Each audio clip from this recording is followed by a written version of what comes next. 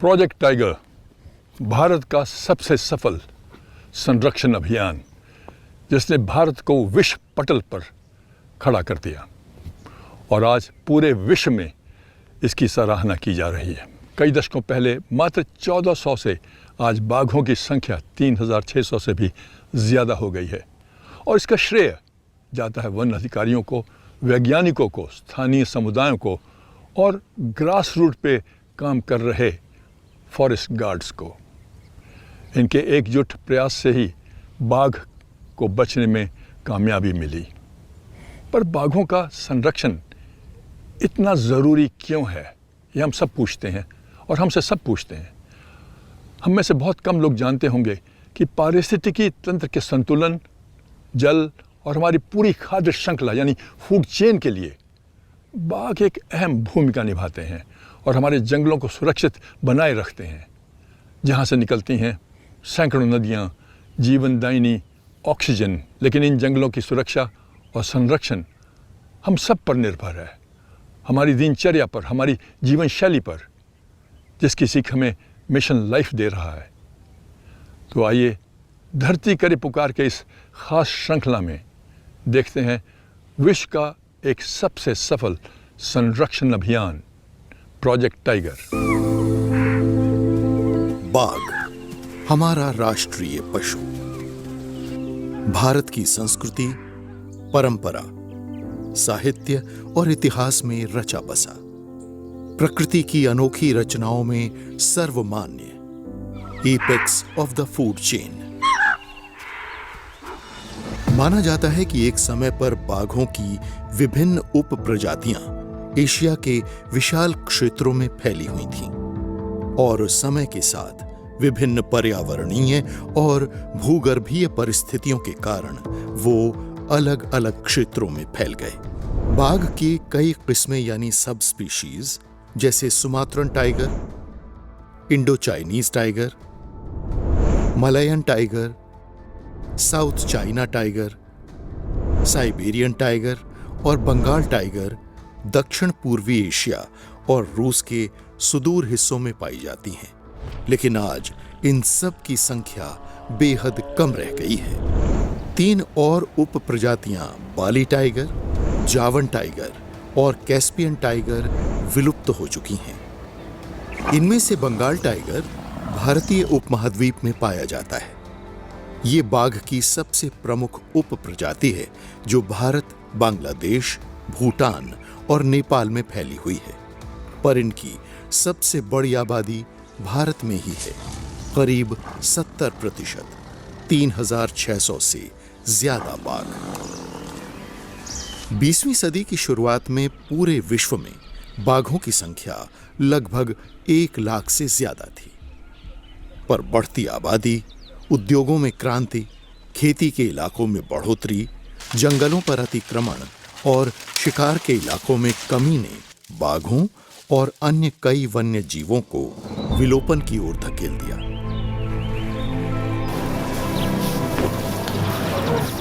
भारत में भी बाघ अपने अस्तित्व के लिए जूझ रहे थे और जिसका मुख्य कारण था उनका शिकार और उनके अंगों और उत्पादों की अंतर्राष्ट्रीय मांग और तस्करी। भारत में बाघों की संख्या घटकर लगभग 1400 रह गई थी। कई जगहों पर शिकार उपलब्ध नहीं होने के कारण बाघ जंगलों से बाहर निकल रहे थे और यहाँ भी ये शिकारियों और मानव वन्य जीव संघर्षों के शिकार बन रहे थे। इस गंभीर परिस्थिति को देखते हुए भारत ने बाघों के संरक्षण के लिए कई महत्वपूर्ण और महत्वाकांक्षी कदम उठाए। प्रोजेक्ट टाइगर 1 अप्रैल 1973 को भारत सरकार ने बाघों के संरक्षण अभियान की शुरुआत की। टाइगर को राष्ट्रीय पशु घोषित किया गया। ये पूरे विश्व में बाघों के लिए संरक्षण की एक अनूठी पहल थी। इस राष्ट्रीय संरक्षण का प्रयास न केवल बाघ को बचाना था, बल्कि बाघ को बनाए रखने वाली पर्यावरण खाद्य श्रृंखला यानी पूरी फूड चेन की सभी प्रजातियों का संरक्षण करना भी था, खासकर वो प्रजातियां जिन पर बाघ निर्भर करता है।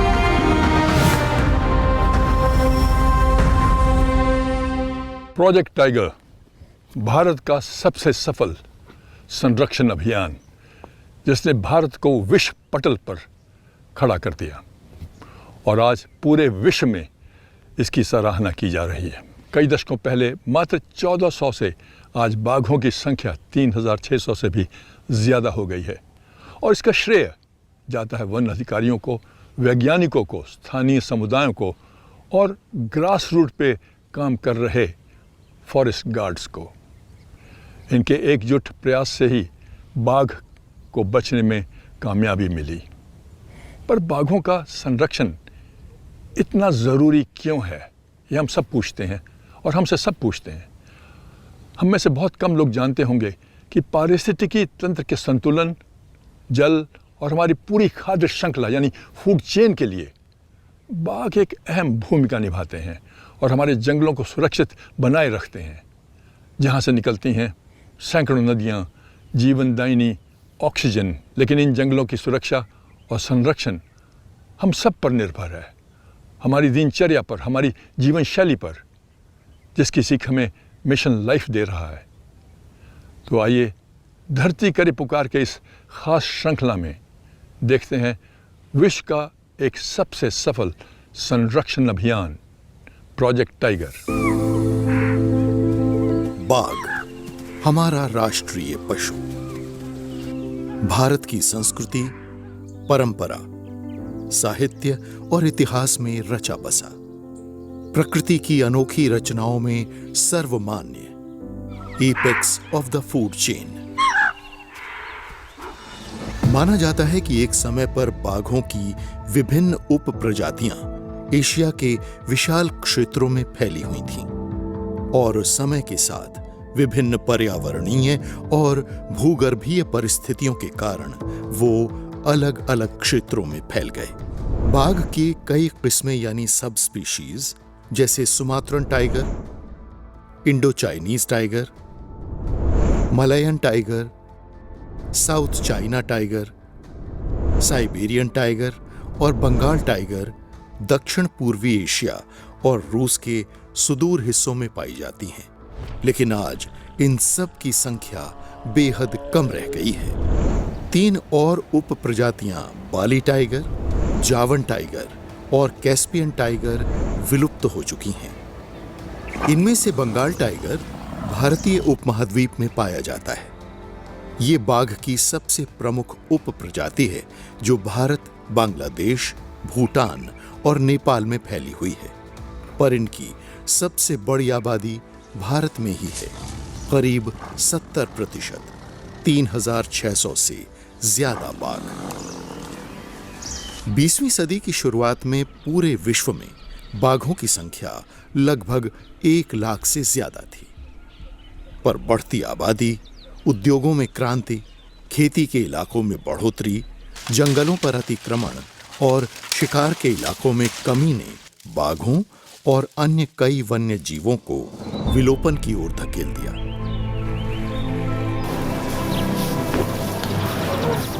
भारत में भी बाघ अपने अस्तित्व के लिए जूझ रहे थे और जिसका मुख्य कारण था उनका शिकार और उनके अंगों और उत्पादों की अंतर्राष्ट्रीय मांग और तस्करी।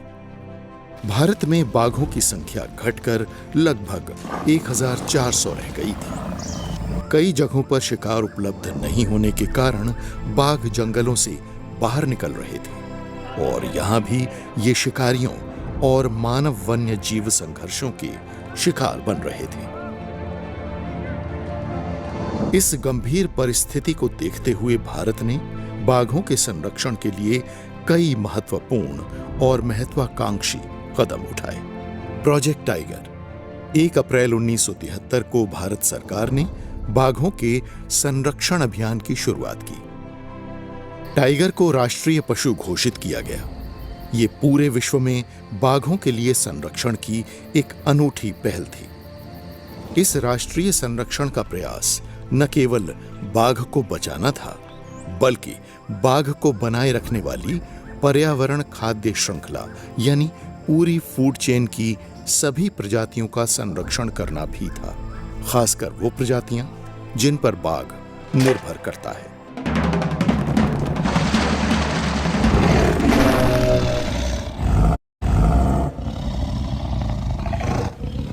इसे सुनिश्चित करने के लिए प्रोजेक्ट टाइगर के तहत भारत में 9 राष्ट्रीय उद्यानों को संरक्षित क्षेत्र घोषित किया गया, जो 18,000 वर्ग किलोमीटर से ज्यादा के क्षेत्र में फैले थे। समय के साथ और इलाका इन संरक्षित क्षेत्रों में जोड़ा गया और संरक्षण प्रयासों से बाघों की संख्या बढ़ने लगी। लेकिन एक घटना की वजह से इस अभियान को और सशक्त रूप देने की आवश्यकता महसूस हुई। राजस्थान में सरिस्का टाइगर रिजर्व एक समय बाघों का आदर्श पर्यावास हुआ करता था, पर वर्ष 2004-2005 तक अवैध शिकार के कारण सरिस्का के सभी बाघ तस्करों का निशाना बन चुके थे। ये एक गंभीर परिस्थिति थी। इसके परिणाम स्वरूप सरकार ने कई ठोस कदम उठाए। पर्यावरण एवं वन मंत्रालय ने बाघ अभयारण्यों के प्रबंधन की समीक्षा के लिए अप्रैल 2005 में टाइगर टास्क फोर्स का गठन किया, जिसका काम था अपराध ब्यूरो का विभिन्न स्तरों पर प्रभावी ढंग से काम सुनिश्चित करना और उन सभी कारणों का आकलन करना जिससे बाघों की संख्या पर विपरीत असर हो रहा है। उनकी रिपोर्ट्स के अनुसार राज्य स्तर पर संरक्षण को मजबूत करना, अंतर्राष्ट्रीय व्यापार संबंधों की जांच करना और बड़े शिकारियों के अपराध को रोकना अपराध से प्रभावी ढंग से निपटने के लिए जरूरी थे। इसी के कारण टास्क फोर्स ने केंद्रीय स्तर पर एक वन्य जीव अपराध ब्यूरो यानी WCCB स्थापित करने का सुझाव दिया, जिसमें प्रत्येक बाघ रेंज राज्य में अपराध की जांच और कार्रवाई दोनों की क्षमता होगी। इसके अलावा वन्य जीव संरक्षण अधिनियम और संरक्षण नीतियों को परिष्कृत और पुनर्निर्मित किया गया और इसी के तहत NTCA यानी राष्ट्रीय बाघ संरक्षण प्राधिकरण स्थापित किया गया। NTCA की स्थापना देश भर में बाघ के पर्यावास में आने वाले क्षेत्रों में प्रबंधन और संरक्षण को सुनिश्चित करने के लिए की गई थी। इससे संरक्षण अभियान को एक नई ऊर्जा और उत्साह मिला, जवाबदेही सुनिश्चित की गई और बाघों को विलुप्त होने से बचाने के साथ साथ वनों, प्राकृतिक जैव विविधता और पारिस्थितिकी तंत्र का भी संरक्षण किया गया। इसी संरक्षण अभियान को आगे बढ़ाते हुए NTCA के नेतृत्व में बाघों के पुनर्वास की योजना की भी शुरुआत हुई, जिसके अंतर्गत सरिस्का में बाघ का विश्व में सर्वप्रथम पुनः पुनर्वास किया गया। राज्य सरकार ने राष्ट्रीय बाघ संरक्षण प्राधिकरण यानी NTCA और भारतीय वन्यजीव संस्थान WII की तकनीकी विशेषज्ञता के सहयोग से इसे देश के पहले बाघ पुनर्स्थापना कार्यक्रम के रूप में सफल बनाया। इसके पश्चात मध्य प्रदेश में पन्ना बाघ अभयारण्य में भी बाघों की आबादी को सफलतापूर्वक पुनर्स्थापित और बहाल किया गया। बाघों की संख्या दोनों ही रिजर्व्स में फलने फूलने लगी। इस अनुभव ने देश में बाघ संरक्षण को सुदृढ़ करने के लिए अत्याधुनिक तकनीक का उपयोग करते हुए केंद्र और राज्यों के बीच सफल सहयोग को पर्याप्त रूप से प्रदर्शित किया। इसने इस बात को भी पुख्ता किया कि बाघों के ऐसे सक्रिय प्रबंधन का उपयोग अन्य कम बाघ घनत्व वाले क्षेत्रों में भी किया जा सकता है, ताकि लुप्तप्राय जीन पूल को संरक्षित किया जा सके।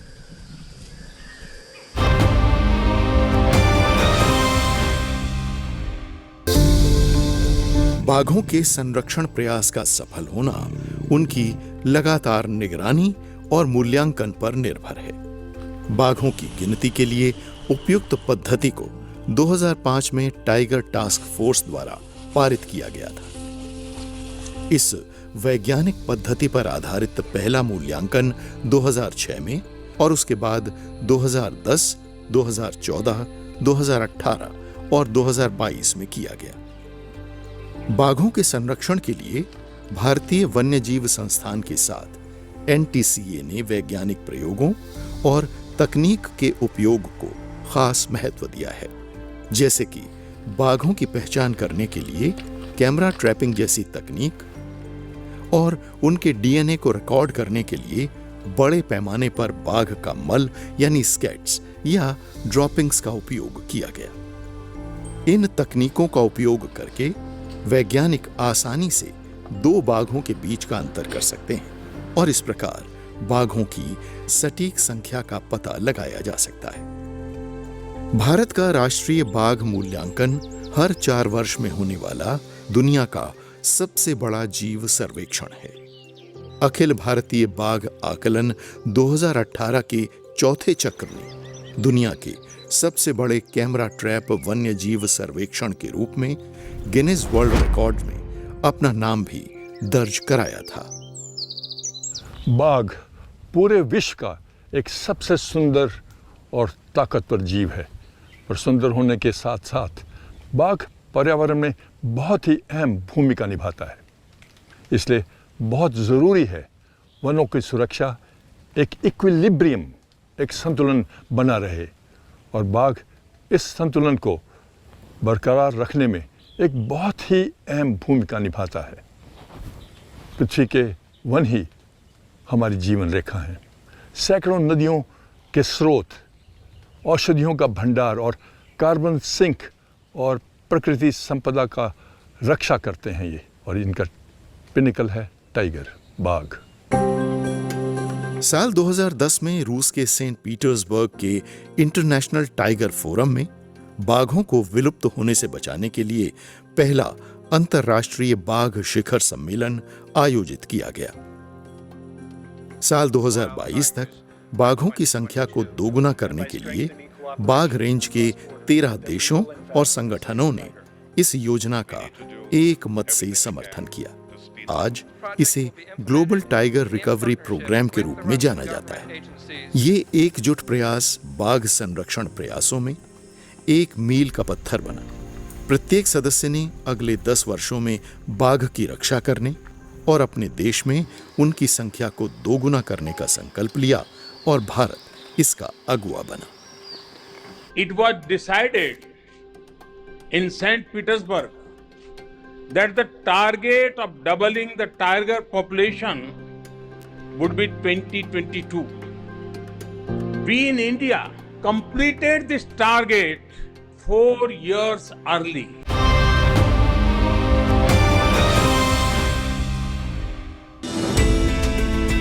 सभी मोर्चों पर काम शुरू हुआ। बाघों की गतिविधियों पर नजर रखने के लिए WII ने कई वैज्ञानिक हस्तक्षेप किए हैं। कई बाघों पर रेडियो कॉलर लगाए गए हैं। बाघों और उसकी शिकार प्रजातियों के पर्यावासों में सुधार हेतु नवीन और उन्नत तकनीकों पर शोध किया गया। बाघों की आबादी अब स्थिर हो रही है। ये बढ़ती संख्या निश्चित रूप से एक सकारात्मक संकेत है और संरक्षण प्रयासों की सफलता का प्रमाण है। पर विशेषज्ञ ये मानते हैं कि जैसे जैसे बाघों की संख्या बढ़ेगी, उसके परिणाम स्वरूप उद्यानों और अभयारण्यों की बाघों की सहेजने की क्षमता पर भी असर पड़ेगा।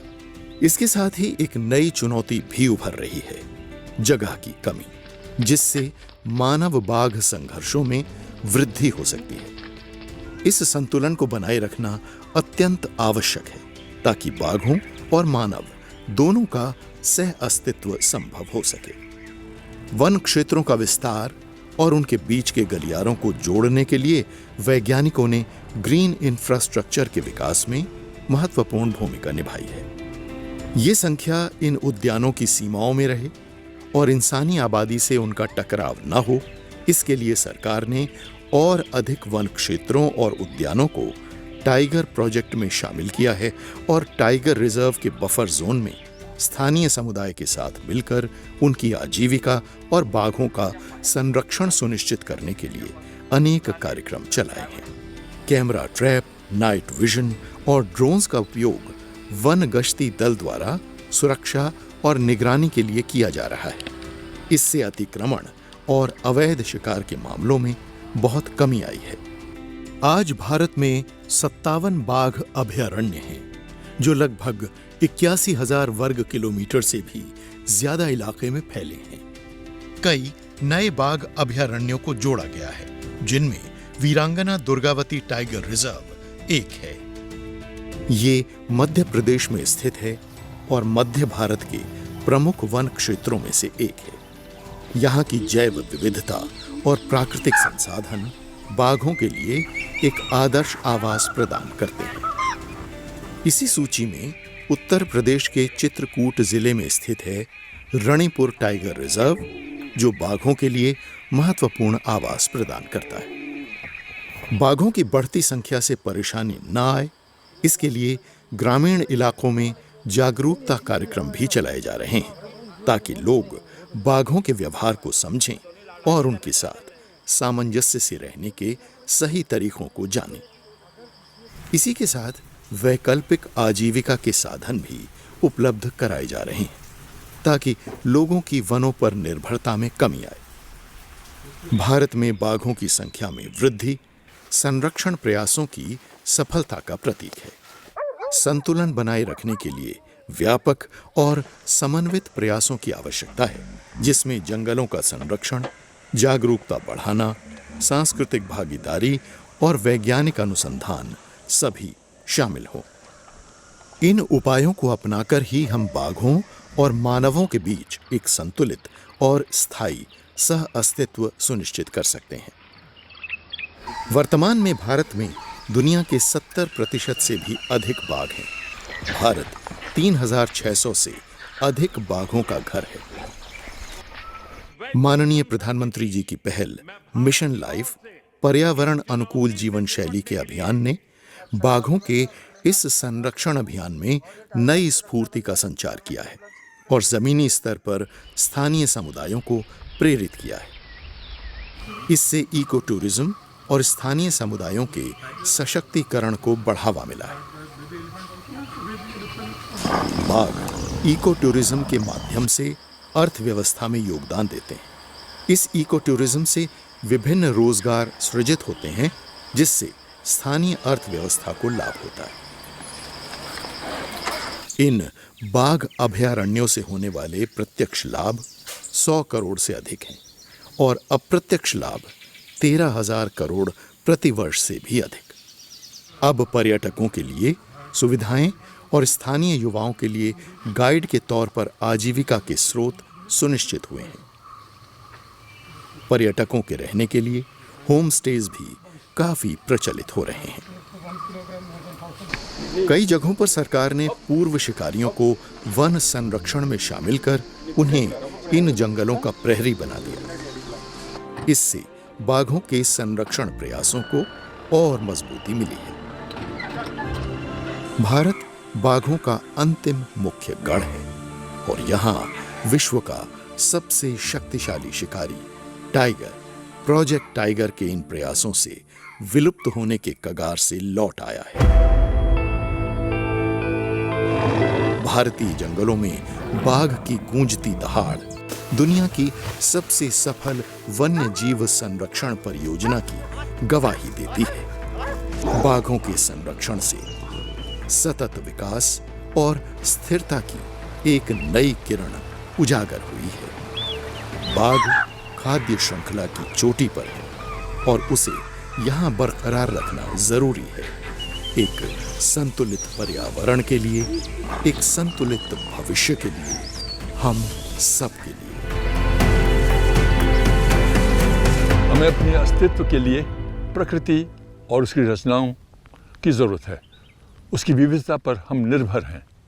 हम ही नहीं, पर पृथ्वी का हर जीव निर्भर करता है कुदरत के नाजुक पारिस्थितिकी तंत्र पर। बाघ को बचाने के अथक प्रयास हो रहे हैं। इसी संतुलन को कायम रखने के लिए जरूरी है हम सबका साथ मिलकर एकजुट प्रयास। यही है मिशन लाइफ का मूल मंत्र, जिसे हमें सबको अपनाना है। व्यक्तिगत स्तर पर बदलाव, एक पर्यावरण अनुकूल जीवन शैली का आचरण, सभी प्राणियों के प्रति सम्मान, आदर हमारी संस्कृति और परंपरा का अभिन्न हिस्सा है ये। और भारत में बाघ इसके केंद्र में है। बाघ प्रतीक है संतुलन का और एक जीवंत पारिस्थितिकी तंत्र का। इसे ऐसे ही बरकरार रखना ज़रूरी है, बहुत ही ज़रूरी है। अगर हम सब एक भविष्य चाहते हैं, अपने लिए ही नहीं पर भावी पीढ़ियों के लिए भी। आशा करते हैं आप सबको आज का प्रोग्राम पसंद आया होगा। अगले हफ्ते फिर मुलाकात होगी एक नए एपिसोड के साथ, एक नई दिशा में, एक नए मुद्दे पर। तब तक के लिए अपना ख्याल रखिएगा। नमस्कार। और अब आ गया है समय साप्ताहिक क्विज का। हमारे पिछले हफ्ते का सवाल था, भारत में बाघ संरक्षण के लिए प्रमुख शासी निकाय कौन सा है? Which is the main governing body for tiger conservation in India? और इसका सही उत्तर है राष्ट्रीय बाघ संरक्षण प्राधिकरण, national tiger conservation authority, NTCA। और आज के विजेता हैं जेबा पश्चापुर, महेश कुमार व्यास, श्रेयांश विनय शिदिद, डॉक्टर तुकाराम सोरी और श्रुचि तिवारी। और इस हफ्ते के स्पेशल सर्टिफिकेट के विजेता हैं दिनेश सुरेश भडाने, अमित महाजन, सिद्धार्थ चौधरी, एस्तर हंसदा, सुरेंद्र नायक, मच्छेंद्र टुपे, वेंकट रमन राव अडोनी, विकास कुमार, आकाश यादव और कृष्णा राजक। और हमारा आज का सवाल है, वीरांगना दुर्गावती बाघ अभयारण्य भारत के किस राज्य में स्थित है? वीरांगना Durgavati tiger reserve is located in which Indian state? अपने अपने जवाब एक हफ्ते के अंदर अपने नाम और पूरे पते के साथ इस पते पर लिख भेजिए। हमारा पता है कमरा नंबर 880, 8वीं मंजिल, सूचना भवन, CGO कॉम्प्लेक्स, लोधी रोड, नई दिल्ली 110003। और हमारा ईमेल ID है dhartikarepukaar@gmail.com। पहले 5 विजेताओं को मिलेगा धरती करे पुकार की तरफ से एक T-शर्ट और सर्टिफिकेट, और अगले 10 विजेताओं को धरती करे पुकार के friends of the earth certificate.